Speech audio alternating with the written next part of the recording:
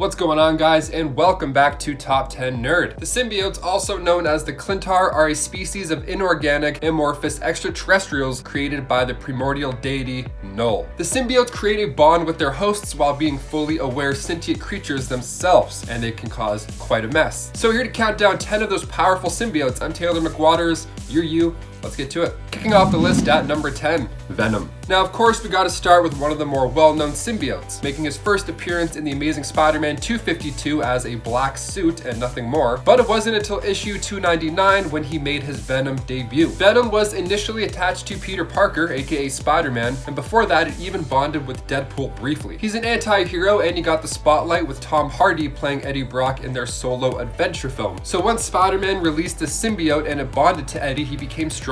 He got unlimited webbing and regeneration. He got all that good stuff, and Spider-Man just called him out. And he realized that this suit is alive. So after Eddie Brock got fired, after Spider-Man called him out, Eddie was of course eager for revenge. So he eventually bonded with the symbiote at the Bell Tower, and naturally they both wanted to go after Peter Parker in their own ways. In an early issue, he gets Peter with this sticky trap, kind of like a saw trap, where he webs him up against the bell, and then he waits for the hammer to hit the bell where his head is. So it's kind of gruesome. So it's pretty messed up right off the bat. So before the human stuff, he was actually created by Knull. Like I said, that dark elder god who I'll be getting into a little bit later on. Venom is not the strongest of the symbiotes, but since the symbiote retains Spider-Man's powers, he puts up a pretty gnarly fight. And before we get to number 9, if you guys could go ahead and give this video a thumbs up, that would be great because it really helps us out here at the channel. You guys rock. Thank you so much for supporting. Now we'll get back to the list. Number 9, Scream. Making its first appearance in Venom Lethal Protector number 4, this scary looking symbiote is one of the 5 Life Foundation symbiotes. Meet Donna Diego,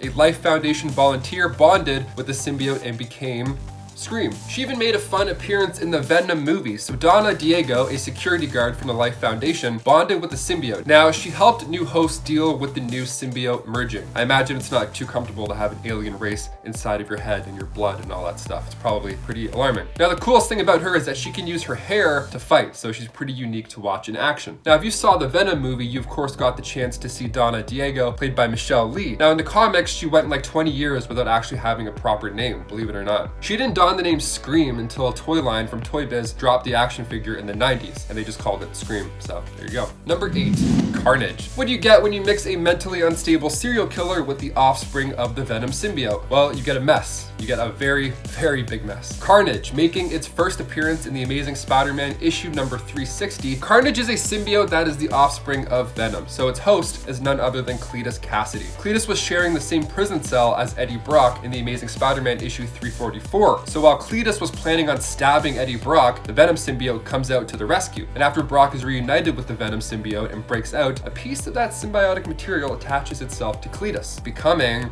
Carnage. Carnage is terrifying. I'm actually really looking forward to seeing him in the Venom sequel. He's played by Woody Harrelson. It's going to be so loud and so gory. Hopefully it's rated R. Hopefully. If Marvel learns anything, it's that some stories need to be rated R. Number 7, Hybrid. Making its first appearance in Venom, Along Came a Spider, issue 1. Once the Venom symbiote was taken by the Life Foundation, it was forced to create new spawns from its klyntar seeds. These spawns were meant for these mercenaries to become super soldiers, you know, which is, I mean, sounds cool, but it's probably not a great plan at all. And as you can probably guess from the name itself, Hybrid is a mix of 4 of these different Life Foundation symbiotes combined. Those 4 being Riot, Phage, Lasher, and Agony. Now, all these symbiotes combined sounds cool, but what do they do exactly? Well, Scream, like I said earlier, uses his living tendril hair to choke out enemies. Agony can spit acid, so cool. And Lasher uses tentacles coming out of his back, and Phage forms blade-like weapons, so that's quite a combo already. Scott Washington, a guard at the supervillain prison, the Vault, watched as the 4 symbiotes escaped their containment, and they all temporarily bonded with him. What a shift. So after the symbiotes fused with Scott, not only did he regain his ability to walk, but he also discovered that they were not really a threat, and that they were in fact in a lot of pain during their experiments. So Scott listened to his heart and the symbiotes and set them free. Now, it's important to note that Scott Washington actually has a lot of anger inside himself. While normally the symbiotes would encourage the host to commit these crimes and lash out, Hybrid kind of did the opposite. Strong, but nice. Number 6, AntiVenom. Also an anti-hero. This non-sentient symbiote made its first appearance in the Amazing Spider-Man issue 569. AntiVenom was born at the Feast Center in New York City. So in the New Ways to Die story, Eddie Brock and the Venom symbiote have actually parted ways, and Eddie Brock has cancer, so it's looking not great for Eddie right now. So in comes Martin Lee to save the day, and bam, cures the Big C. But in doing so, he infused trace amounts of the leftover Venom symbiote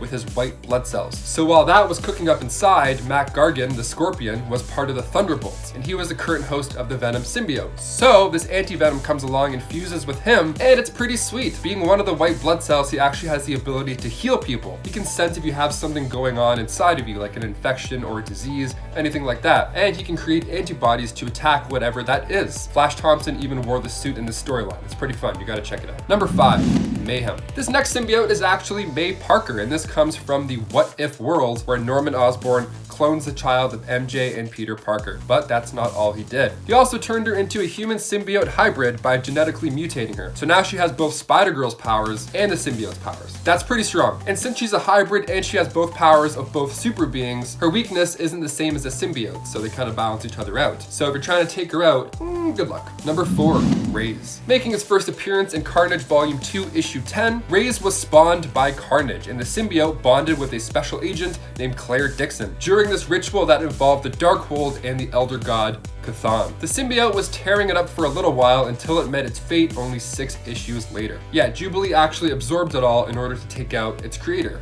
Carnage. Thank God, I mean, because this thing was well on its way to just leveling the planet. I mean, any longer than 6 issues and this thing would have been a pretty big issue. Number 3, the Red Goblin. Green Goblin plus Carnage equals bad news, that's for sure. Appearing in the Amazing Spider-Man 798, Norman Osborn stole the Carnage symbiote, and after that, well, all hell just broke loose. But Peter Parker injected the serum into the Green Goblin and fused with nanites to chill him out. No more powers and no more crazy stuff. Quiet time, okay. Now Norman used the Carnage symbiote to eject all of the nanites, but then that ended up creating this monster mashup, becoming the Red Goblin. The rare weaknesses that the symbiotes do have went away once the two had merged, almost like Spider-Girl, who I just mentioned. That's right, if you think you can use sound or fire to level the Red Goblin, think again. The Green Goblin was fine with things like that, so now the Carnage symbiote isn't affected by those things as well. Even the bombs that he throws are like these Carnage bombs that have like faces that bite you. God, it's so scary. Number 2, Toxin. Born from Carnage, symbiote number 1000, we have Toxin, who made its first appearance in Venom vs. Carnage number 2 back in 2004. So when Carnage was giving birth to Toxin, Carnage initially wanted to destroy the spawn. So once Toxin was finally born, Carnage was too weak by the process to even kill it at that point. So Venom, on the other hand, wanted to raise the spawn and train it, and even named it Toxin after itself. New York City cop Pat Mulligan then became the host of the symbiote. Patrick actually left his wife and kid because this thing was too unpredictable and powerful, so he wanted them away from all that noise. Great call, Pat. So Venom and Carnage saw this police officer infused with Toxin and knew that it would most likely end up being a hero with the abilities to shapeshift, unlimited webbing, healing factor, tracking specialties, and could even hide itself in the blood of its host. A pretty good hero, if you ask me. So they both obviously tried to kill it, and of course failed. Toxin stands out from the rest of these symbiotes because, like I said earlier, he is spawn number 1000. So every 1000 generations, the symbiote is born with what's called genetic memory breakdown. And since he was abandoned at a young age, he never really acted like a true symbiote. During a heated battle with Venom and Carnage, Toxin was given a helping hand by the web-slinger himself, Spider-Man. After the unlikely duo defeated Venom and Carnage, Spider-Man gives him the cool dad talk and encourages him, to be better. I like Toxin a lot, actually. He reminds me of a bratty child. I mean, he broke Patrick's laptop after he referred to Toxin as a monster in a blog, and then he tried to steal a bag of laptops to make up for it. So he's trying. He's tough and he's bad, but he's trying. Toxin is the second hero in the symbiote family right after Hybrid. And finally, number 1, Knull, the god of the symbiotes. Okay, the guy I mentioned earlier, making his first debut in Venom Volume 4, Issue 3, so all the way before life and creation, before the universe itself even. Ancient deities awaited in the darkness. And once the universe became a thing, Knull, the god of darkness, wasn't a fan of the company, and he set out to destroy the Celestials and went to war. So after forging the All Black, a sword of living darkness, in a Celestial's head, which is a cool place to make anything, after getting his ass handed to him, he figured out a new plan. and he realized he can create symbiotes. Okay, let's do it. So he actually manifested himself a symbiotic suit and then went after all the gods. He's recently given the Avengers a run for their money when he arrived on Earth in King in Black, which is quite recent. So if you haven't checked that out yet, it came out last year. Look into it, it's actually a lot of fun. Well, there you have it, guys. Which of these symbiotes are your personal favorites? Drop a comment down below, we'd love to check them out. I've been your host, Taylor McWatters. You're you, keep staying home, keep reading those comics, and we'll catch you in the next time.